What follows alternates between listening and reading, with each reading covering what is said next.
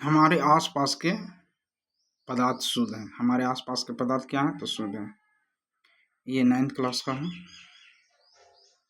इसके बारे में आज जानेंगे। समान रासायनिक प्रकृति के पदार्थ है जो एक ही प्रकार के कणों से बने होते हैं। समान रासायनिक प्रकृति के पदार्थ जो एक ही प्रकार के कणों से बने होते हैं वो क्या होता है? तो शुद्ध पदार्थ होता है। समान रासायनिक प्रकृति का पदार्थ है जो एक ही प्रकार के कणों से बना होता है। एक ही प्रकार के कण से बना होगा वो शुद्ध पदार्थ है। उसमें मिलावटी नहीं है, एक ही प्रकार के कण से बनता है, उसे बोलते हैं शुद्ध पदार्थ। मिश्रण, दो या दो से अधिक शुद्ध पदार्थों से मेल से बने पदार्थ को ही मिश्रण कहते हैं। दो या दो अधिक शुद्ध पदार्थ को मिला देंगे तो ये मिश्रण हो जाएगा। जैसे हो गया जल में चीनी, रक्त, वायु, बालू में नमक, ये सब मिश्रण है। समुद्र का जल, खनिज, मिट्टी आदि सभी मिश्रण का उदाहरण ही है। अब आते हैं यहाँ पे, किसी पदार्थ में अन्य प्रकार के तत्वों में भौतिक प्रक्रम द्वारा अलग नहीं किया जा सकता। किसी पदार्थ को अन्य प्रकार के तत्वों में भौतिक प्रक्रम द्वारा अलग नहीं किया जा सकता। ये शुद्ध पदार्थ होते हैं। जैसे सोडियम क्लोराइड, ये क्या है? शुद्ध पदार्थ है। चीनी, ये क्या है? शुद्ध पदार्थ है। तत्व में आएंगे। तत्व किसी पदार्थ का वह मूल रूप होता है जो एक ही प्रकार के रासायनिक प्रकृति से बने होते हैं, जिसे किसी भी भौतिक या रासायनिक प्रक्रम द्वारा अलग नहीं किया जा सकता। जैसे लोहा हो गया, ऑक्सीजन, सल्फर, सोना, चांदी, ये सब क्या है? तत्व है। यौगिक, जिसे कंपाउंड बोलते हैं, दो या दो से अधिक तत्वों के मेल से बनता है। अब मिश्रित अनुपात में रासायनिक प्रक्रिया द्वारा बने होते हैं।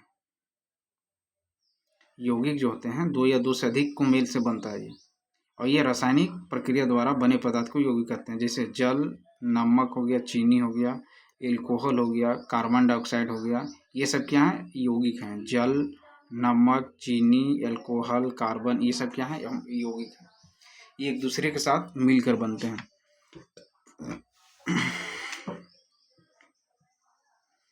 समांगी मिश्रण, वह मिश्रण जिसकी बनावट समान हो, इसके कणों में अलग अलग नहीं पहचाना जा सके, उसे समांगी मिश्रण कहते हैं। जैसे नमक और जल का घोल, ये क्या है? समांगी है। इसको अलग अलग करने पहचाना नहीं जा सकता है। विसमांगी, वह मिश्रण जिसके अंश भौतिक रूप से अलग होते हैं और के कणों को अलग अलग पहचाना जा सकता है, ये विसमांगी मिश्रण कहलाता है। जैसे वो लोहे का बुरादा हो गया, बालू का मिश्रण हो गया, ये सब क्या है? विसमांगी है।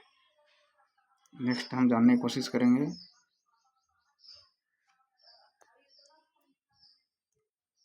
दो या दो से अधिक पदार्थों के समांगी मिश्रण को विलयन कहते हैं। दो या दो से अधिक पदार्थ के समांगी मिश्रण को, किसे? समांगी मिश्रण को क्या बोलेंगे? तो विलयन। विलयन पदार्थ के तीनों अवस्थाओं में पाया जाता है। विलयन जो है पदार्थ के तीनों अवस्था में पाया जाता है। ठोस में, मिश्र धातु, द्रव में, नींबू पानी। विलयन है तीन अवस्था में पाया जाता है। ठोस में देखेंगे तो मिश्र धातु, द्रव में नींबू पानी, और गैस में देखेंगे तो वायु। ये क्या है? तो विलयन है। विलयन के कण समान रूप से वितरित रहते हैं। विलयन का जो कण रहता है वो समान रूप से वितरित रहते हैं, अर्थात इसके कणों को अलग थलग पहचाना नहीं जा सकता। जैसे नींबू चीनी का घोल जो रहता है, नींबू चीनी पानी में एक ही स्वाद होता है। अब आते हैं प्रश्न और क्वेश्चन में, प्रश्न और आंसर में।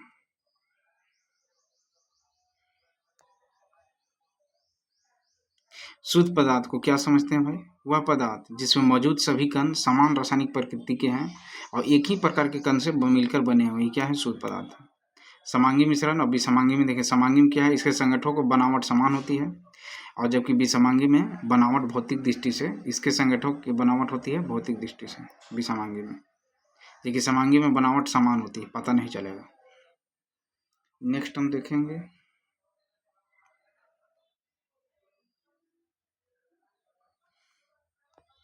समांगी में क्या होता है। इसके विभिन्न अवयवों के बीच स्पष्ट पृथक्करण सीमाएं नहीं होती है। इसमें पृथक्करण सीमाएं होबेन करती है, अलग अलग नहीं किया जा सकता है। जैसे उदाहरण में देखेंगे शक्कर और चीनी का घोल, इसमें अलग होती है। इसमें विभिन्न अवयवों के बीच पृथक्करण सीमाएं होती है, अलग किया जा सकता है, माने पृथक किया जा सकता है विसमांगी में। जैसे सोडियम क्लोराइड हो गया और लोहे का छीलन हो गया, इसको अलग किया जा सकता है। नेक्स्ट क्वेश्चन देखेंगे।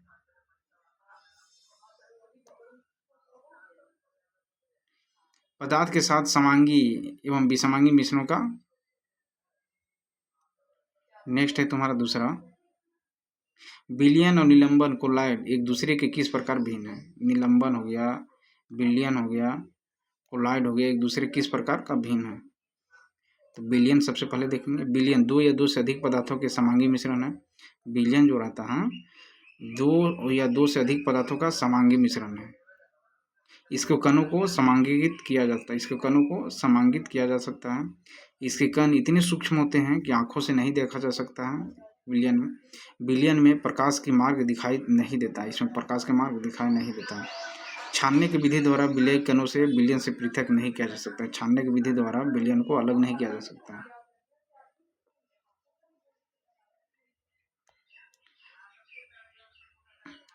ये अस्थायी होता है, विलयन अस्थायी होता है, जबकि निलंबन में देखते हैं यह एक विसमांगी मिश्रण है। विलयन तो समांगी हो गया, निलंबन क्या है तो विसमांगी है।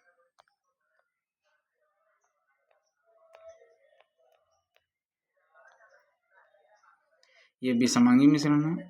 इसके कणों में समांगिकता नहीं होती, इसमें समांगिकता नहीं होती है निलंबन में। इसके कण बड़े होते हैं और ये आंखों से देखा जा सकता है। इसमें आंखों से देख लेते हैं, निलंबन को आंखों से देखा जा सकता है। इनके निलंबित कण प्रकाश के किरण को फैला देते हैं। इनके निलंबित जो कण रहते हैं वो प्रकाश और किरण को क्या करते हैं, फैला देते हैं।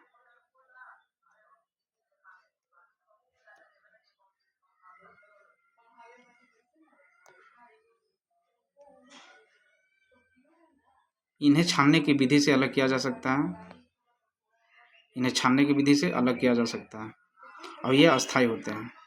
निलंबन क्या होते हैं, अस्थायी होते हैं। इन्हें छानने की विधि से अलग किया जा सकता है निलंबन को। अब आते हैं कोलाइड। कोलाइड क्या है भाई, ये भी एक विसमांगी मिश्रण है। कोलाइड भी क्या है, विसमांगी मिश्रण है। निलंबन हो गया, कोलाइड हो गया, ये क्या है, विसमांगी मिश्रण है। इसके कणों में भी समांगिकता नहीं होती है। इसका आकार छोटा होने के कारण इन्हें आंखों से देखा जा सकता है। ये प्रकाश के मार्ग से दृश्य बनते हैं, जिसे डिंटल प्रभाव कहते हैं। ये प्रकाश के मार्ग को दृश्य बनाते हैं, जिसे डिंटल प्रभाव बोलते हैं। इसी को बोलते हैं टिंडल प्रभाव। छानने की विधि से इसके कण को पृथक नहीं किया जा सकता, छान के इसको कण को पृथक नहीं किया जा सकता कोलाइड में। और ये भी क्या है, तो अस्थायी है।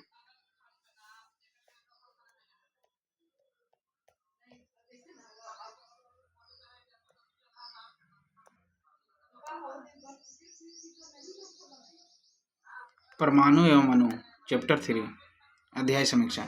किसी पदार्थ का वह मूल पदार्थ जिसे सरलीकृत नहीं किया जा सकता। किसी पदार्थ का वह मूल पदार्थ, किसी पदार्थ का वह मूल पदार्थ जिसे सरलीकृत नहीं किया जा सकता है, जिसे सरलीकृत नहीं किया जा सकता है और तत्व कहलाता है। वो क्या बोले, जिसे सरलीकृत नहीं कर पाते हैं उसी को बोलते हैं तत्व। किसी पदार्थ का वह मूल पदार्थ जिसे सरलीकृत नहीं किया जा सकता उसे क्या बोलेंगे, तत्व।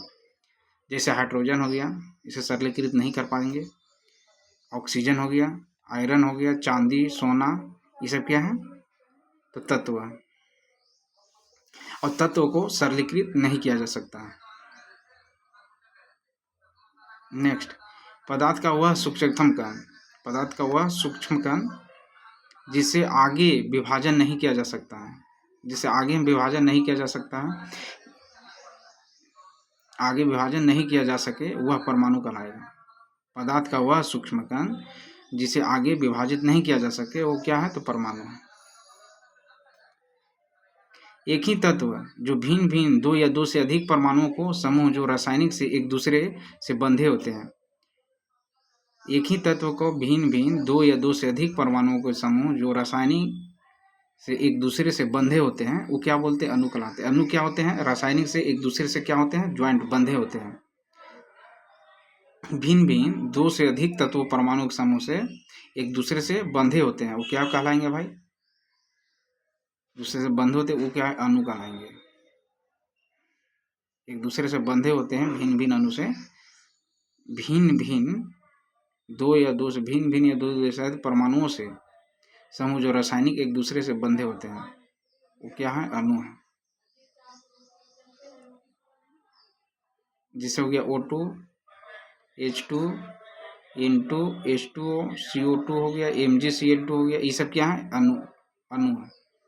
N2, H2, H2O, CO2, MgCl2 ये सब क्या है, अणु है। ये क्या है, दो या दो से अधिक परमाणुओं से और रासायनिक से एक दूसरे से बंधे होते हैं, ये उसी को बोलते हैं अणु। जैसे हो गया O2 H2 N2 H2O CO2 MgCl2। Next आते हैं अणु जो एक दूसरे से अधिक तत्वों से मिलकर बना है। जो अणु एक से अधिक तत्वों से मिलकर बना है वो क्या बोलते हैं, यौगिक कहलाता है।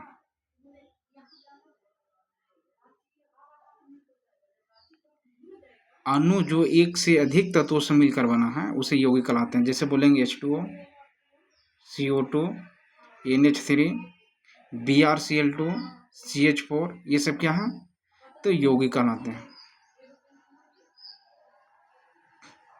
नेक्स्ट आते हैं किसी तत्व के सबसे छोटे कण, किसी तत्व के सबसे छोटे कण परमाणु होते हैं। किसी तत्व के सबसे छोटे कण क्या होते हैं, परमाणु।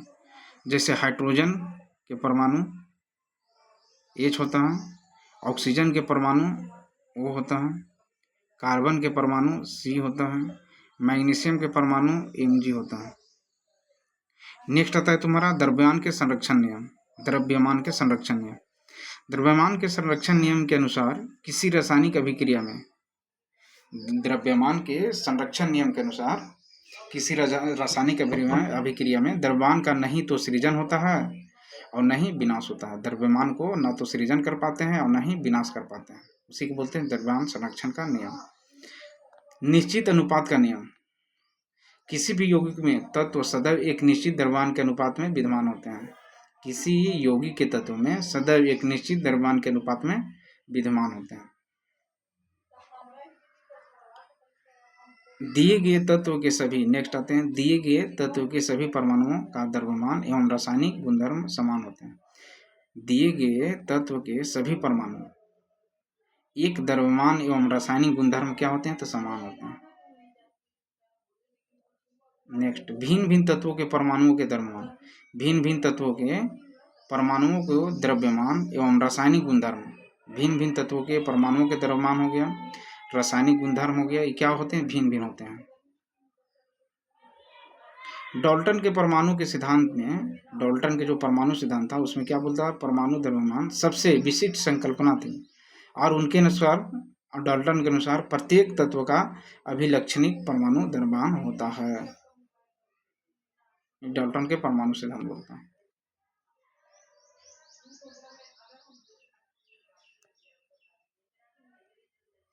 नेक्स्ट आता है परमाणु के द्रव्यमानिका। किसी तत्व के सापेक्षिक परमाणुओं के द्रव्यमान को, परमाणु के द्रव्यमान को उसके परमाणुओं के औसत, किसी तत्व के सापेक्षिक परमाणु के द्रव्यमान को उसके परमाणुओं के औसत द्रव्यमान के कार्बन, जिसे द्रव्यमान के कार्बन में 12 परमाणुओं के द्रव्यमान में 1/2 भाग के अनुपात में परमाणु के द्रव्यमान इकाई कहते हैं।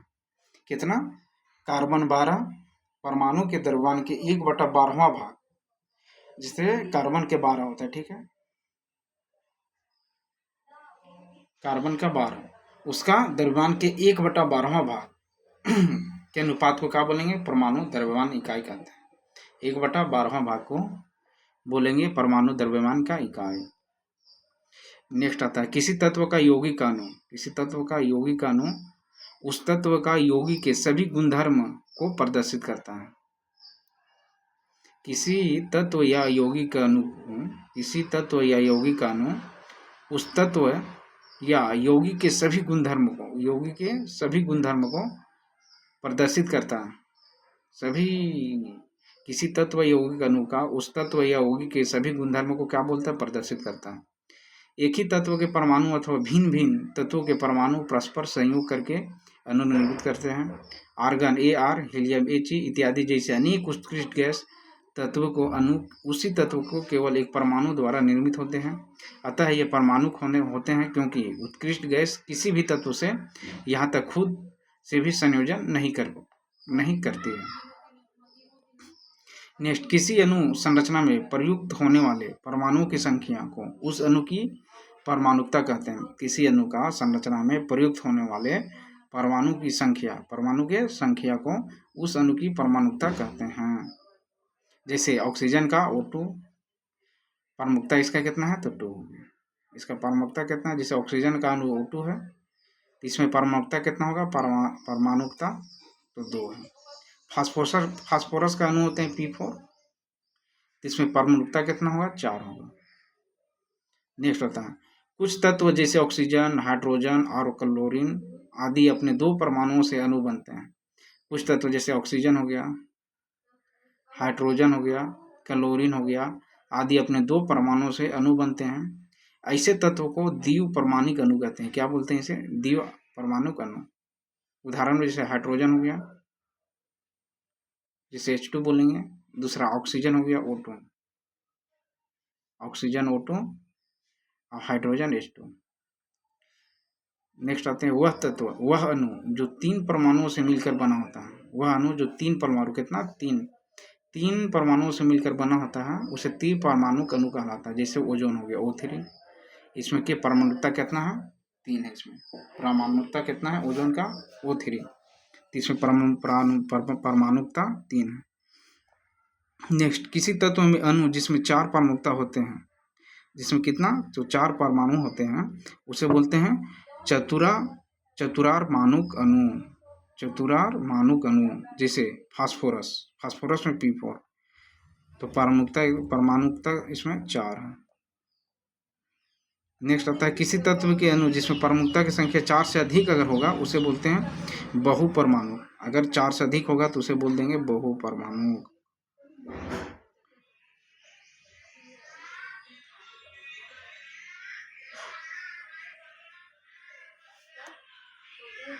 जैसे हो गया सल्फर एसिड, इसको बोलेंगे बहुपरमाणु। नेक्स्ट आता है किसी परमाणु में प्रोटॉन या इलेक्ट्रॉन के बराबर संख्या होते हैं। किसी परमाणु में प्रोटॉन और प्लस इलेक्ट्रॉन की संख्या क्या होते हैं, बराबर होते हैं। अक्रिय गैस को छोड़कर सभी परमाणुओं को इलेक्ट्रॉन रचनाएं अस्थायी होते हैं। अक्रिय जो गैस रहता है उसको छोड़ देंगे तो सभी परमाणुओं को इलेक्ट्रॉनिक्स रचनाएं अस्थायी होते हैं। नेक्स्ट परमाणु स्वतंत्र रूप से अस्तित्व में नहीं रह सकते हैं। परमाणु जो रहते हैं स्वतंत्र रूप से अस्तित्व में नहीं रह पाते हैं। नेक्स्ट परमाणु अस्तित्व में बने रहने के लिए इलेक्ट्रॉन्स की साझेदारी करते हैं। परमाणु अस्तित्व में बने रहने के लिए क्या करेंगे, इलेक्ट्रॉन्स की साझेदारी करते हैं।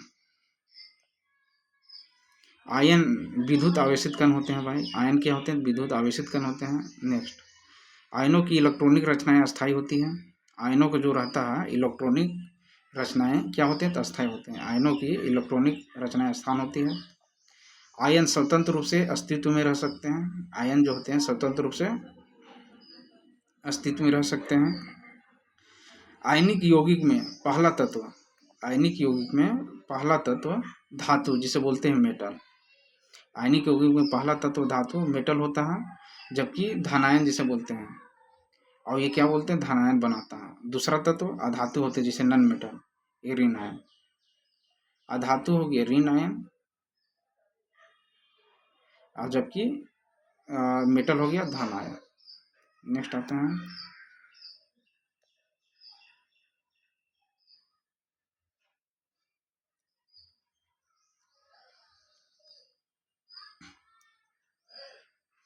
मोल एक प्रकार से बहुत ही सारे परमाणुओं और ढेर हिप है।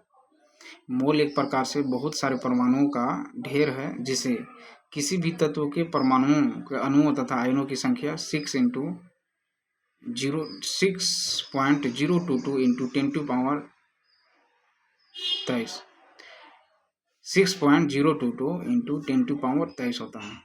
ये आयनों की संख्या होता है। 6.022 इंटू 10⁻23 क्या अणुओं की संख्या होती है। नेक्स्ट आते हैं मोल। मोल पदार्थ की वह मात्रा है जिसमें कणों की संख्या, जिसमें क्या होते हैं, कणों की संख्या, परमाणु, आयन, अणु, सूत्र इकाई इत्यादि कार्बन के जैसे 12 ठीक 12 ग्राम विद्यमान परमाणुओं के बराबर होती है। किसी पदार्थ के एक मोल में कणों जैसे परमाणु, अणु अथवा आयन की संख्या निश्चित होती है, जिसका मान 6.022 इंटू 10⁻23 होता है। इसी की संख्या को अवगाद्रो या स्थिरांक अवगाद्रो संख्या कहते हैं। नेक्स्ट आता है किसी तत्व में परमाणुओं का एक मोल द्रव्यमान को मोलर द्रव्यमान कहते हैं। परमाणुओं को मोलर द्रव्यमान को ग्राम परमाणु द्रव्यमान भी कहते हैं। उसी को मोलर परमाणु। अभ्यास में देखते हैं।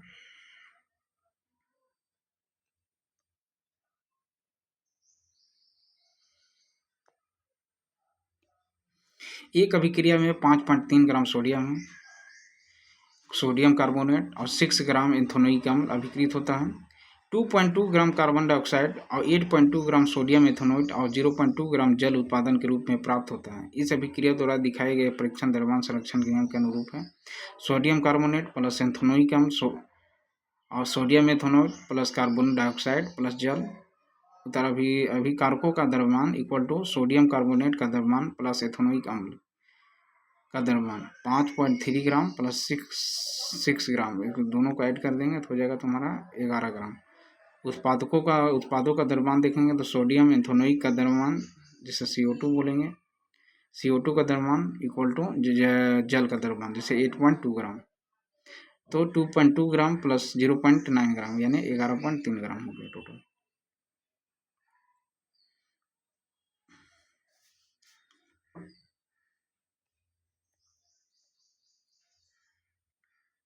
यहाँ क्या बोल रहा है भाई, हाइड्रोजन और ऑक्सीजन द्रव्यमान के अनुसार 1.8 अनुपात में संयोग करके जल निर्मित करते हैं। 3 ग्राम हाइड्रोजन गैस के साथ पूर्ण रूप से संयोग करने के लिए कितने ऑक्सीजन गैस के द्रव्यमान की आवश्यकता होती है? तो 2H2 हाइड्रोजन एवं ऑक्सीजन बोल रहा, तो 2H2 प्लस O2 हाइड्रोजन हो गया एंड ऑक्सीजन हो गया, इसको बोलेंगे 2H2O, 4 ग्राम और 32 ग्राम जिसे 1.8 यानी कि 1:8 के अनुपात में है। 1 ग्राम हाइड्रोजन से संपूर्ण अभिक्रिया के लिए ऑक्सीजन की जरूरत होगा 8 ग्राम। अब आते हैं तीसरा,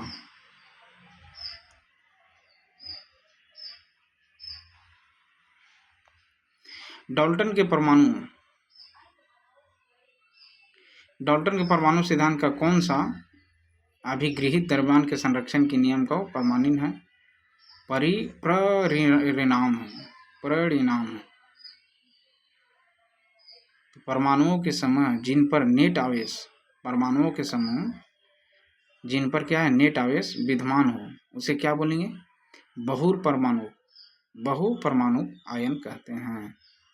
इसे क्या बोलते हैं? बहुपरमाणिक आयन इसे बोलते हैं। N3 minus plus H44 plus हो गया NH4 प्लस, ये हो गया। नेक्स्ट अब देखते हैं डाल्टन के परमाणु सिद्धांत।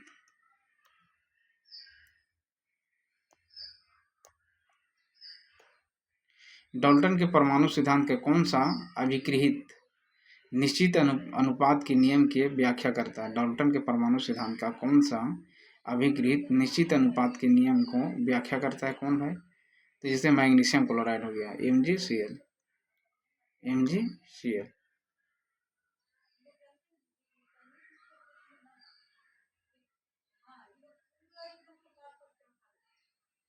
इसे बोल सकते हैं, इसका सूत्र होता है MgCl2।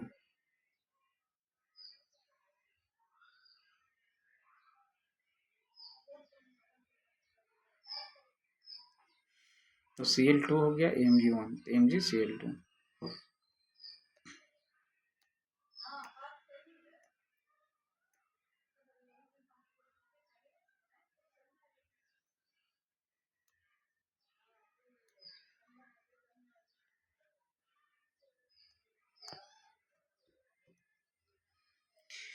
निम्नलिखित यौगिक में विद्यमान तत्वों का नाम दीजिए। निम्नलिखित यौगिक में विद्यमान जो तत्व है उसका नाम जानने को बोल रहा है। निम्नलिखित यौगिक में विद्यमान जो तत्व है उसका नाम दीजिए। तो बुझा हुआ चूना क्या विद्यमान तत्व है? हाइड्रोजन का ब्रोमाइड, बेकिंग पाउडर खाने वाला जिसे सोडा बोलते हैं, पोटेशियम सल्फेट विद्यमान तत्व है। निम्नलिखित यौगिक में विद्यमान तत्वों का नाम दीजिए। तो हो जाएगा बुझा हुआ चूना CaO। विद्यमान तत्व कैल्शियम और ऑक्सीजन होता है। इसमें विद्यमान तत्व कौन होता है? कैल्शियम और ऑक्सीजन CaO में, जिसे बोलते हैं बुझा हुआ चूना। COA को ही बुझा हुआ चूना बोलते हैं। इसमें कैल्शियम और ऑक्सीजन होता है। नेक्स्ट बोलेंगे हाइड्रोजन ब्रोमाइड HBr। इसमें विद्यमान तत्व हाइड्रोजन है और ब्रोमीन है। इसमें क्या रहेगा? तो हाइड्रोजन और ब्रोमीन। बेकिंग पाउडर खाने वाला जिसे बोलते हैं NaHCO3। NaHCO3 क्या है? बेकिंग पाउडर है NaHCO3।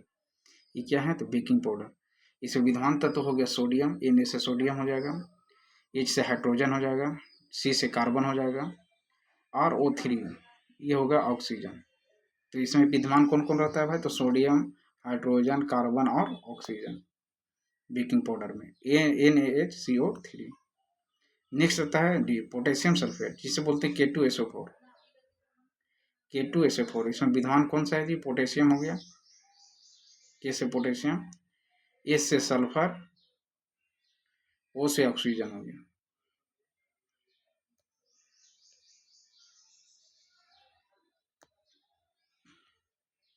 अब आते हैं निम्नलिखित पदार्थों में मोलर द्रव्यमान का परिकलन करना। जैसे हो गया एथाइन C2H2 का, सबसे पहले देखते हैं एथाइन C2H2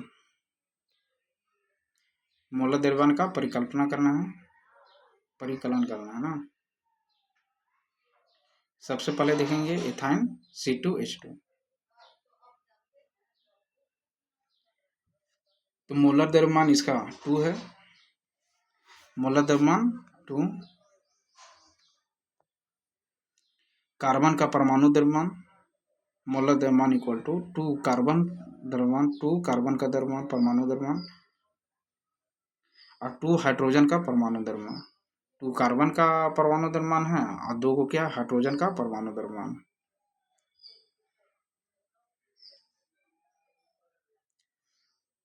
इसलिए दोनों का करेंगे तो 2 इंटू 12 करेंगे, सी का होता है 12 C12, तो 2 इंटू 12 हो जाएगा, प्लस हाइड्रोजन का 1 होता है तो 2 इंटू 1, तो 12 दूना 24 और 2 26 ग्राम हो जाएगा।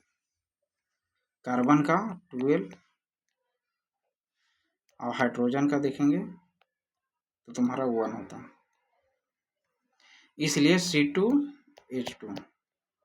तो C का कितना है 12 इंटू 2 प्लस H का कितना 1 इंटू 2 26। नेक्स्ट देखते हैं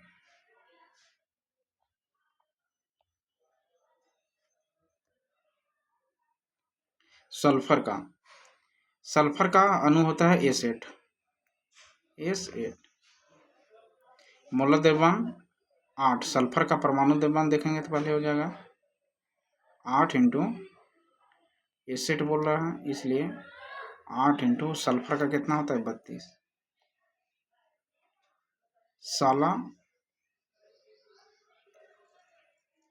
32 रकम का सल्फर रकम।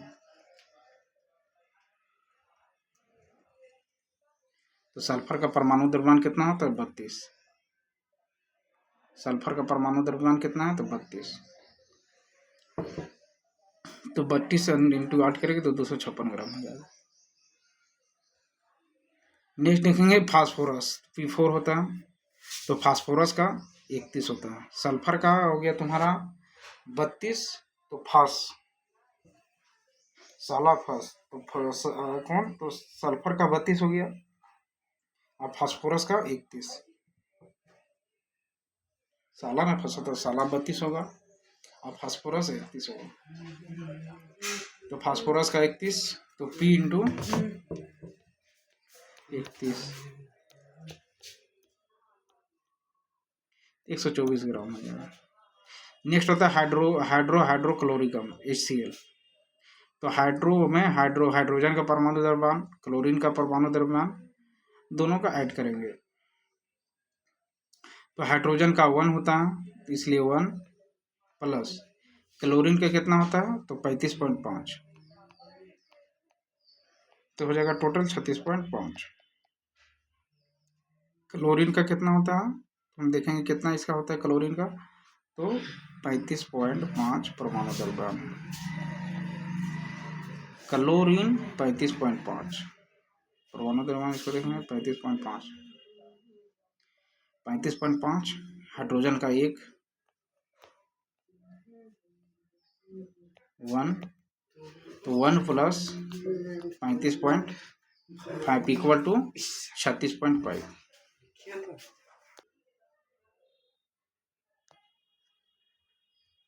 अभी हम देखेंगे NO3, H का तुम्हारा परमाणु दोनों कितना, हाइड्रोजन का परमाणु, तो हाइड्रोजन का 1 हो गया। अब यहाँ पे आते हैं नाइट्रोजन का, नाइट्रोजन का कितना है,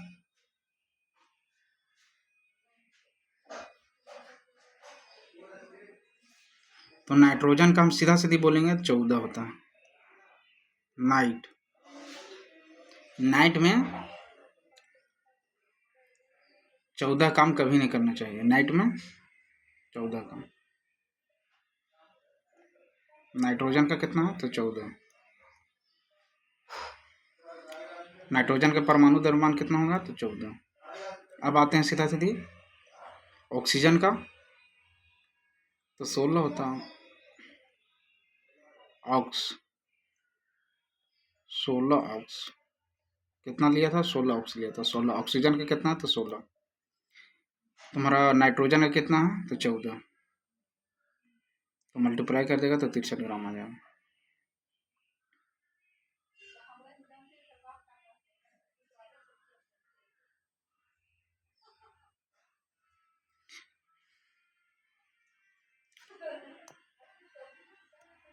निम्न द्रव्यमान का क्या होगा, निम्न का द्रव्यमान क्या होगा, जैसे मोलर नाइट्रोजन परमाणु, 1 मोल नाइट्रोजन परमाणु,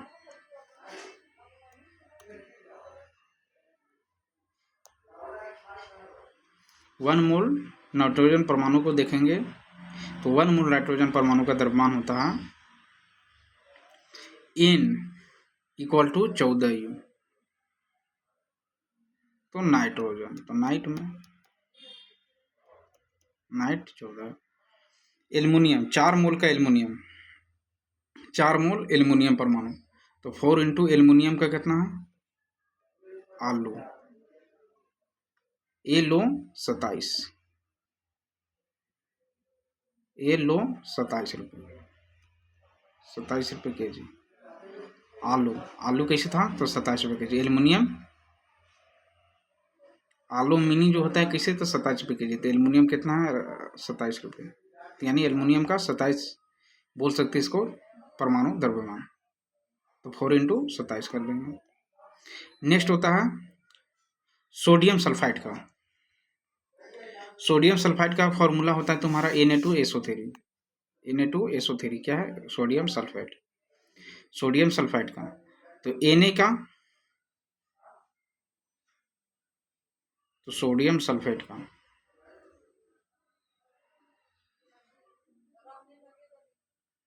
तो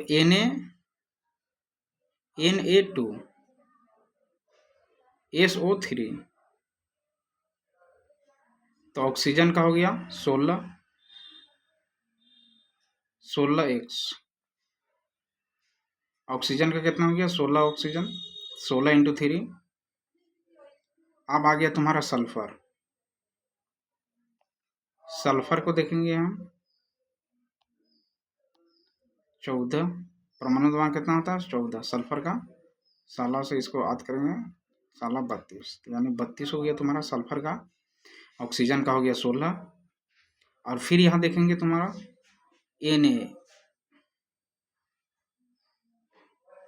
Na का होगा तुम्हारा 23,